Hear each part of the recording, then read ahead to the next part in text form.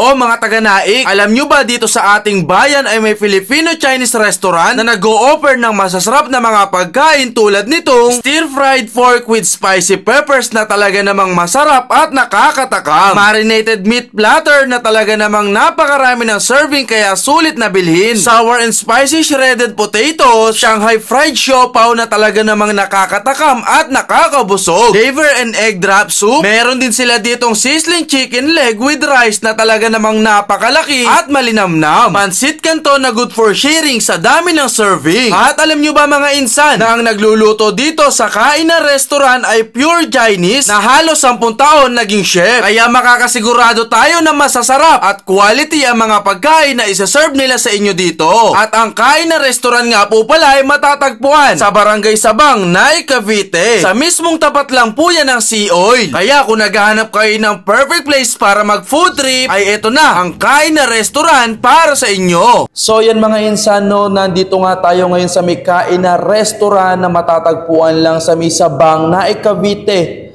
Mga insano, ito lang naman po yung kauna-unahan or nag-iisang kainan na nag-o-offer ng Chinese food, no. Tapos ang kinagandahan pa dito, yung talagang chef or nagluluto dito is pure Chinese and chef talaga siya sa China. Kaya talagang matitimusan natin yung authentic Chinese food dito. Tapos syempre, meron din dito mga pang Filipino food tulad na lang nitong kanilang chicken na talagang malaki. Tapos add ka lang ng 30 pesos, naka-unlimited rice na yan. Isang sulit na food trip na naman yung ating napuntahan. Tara, food trip tayo. Grabe, ang dami ng serving na to. Good for sharing na nga to. Sarap, buhos natin yung pinaka-sauce natin. Wow. Sarap nun. Yun, no? Tara, tikman natin to. Kain. Ang lambot ng karne. Sobrang malasa. Ang sarap. Ito yung gusto ko. Itong part na to. Yung may litid-litid. Ayan, no? Wow. Sarap.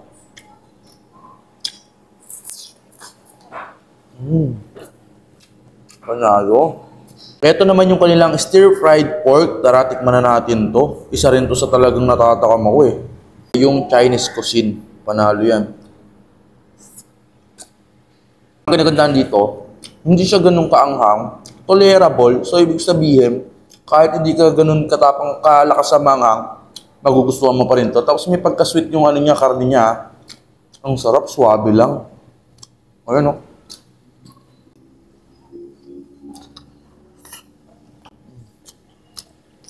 Panalo po. Ang sarap, sobrang malinamnam. Suwabe.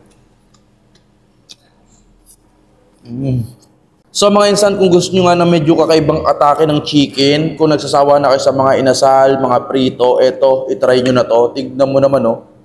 Napakalakinhan, tapos juicy, itsura pa lang. Kagatin natin.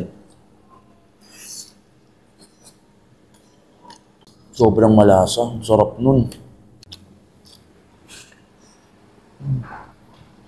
Just imagine, napakamura lang nito. Tapos pakaramdam mo, nasa mamahaling restaurant ka. Sarap.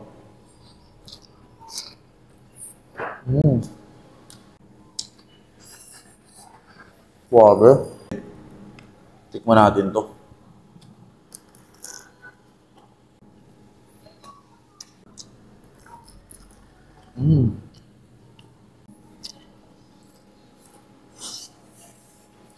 Oh. Grabe, good for sharing na yan, no? Tapos alam niyo ba na si chef mismo din yung gumagawa ng pinaka-pasta nito? Kaya grabe, no? Ang galing eh, no? Tikman natin yan.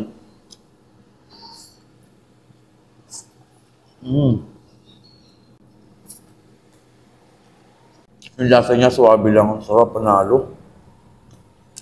Ano? 99 pesos. Sulit na sulit ka na dito.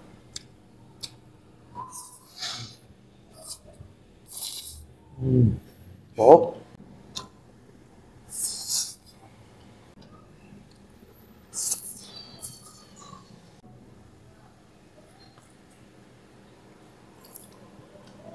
So yun mga insan, no? Lalo na sa mga taga-Naik dyan, kung naghahanap nga kayo ng Chinese cuisine, tapos may mga Filipino food din sila dito ha. Grabe, mas try nga tong kain na restaurant. Dito lang to sa may Sabang, Nay Cavite, ano pang natin nyo?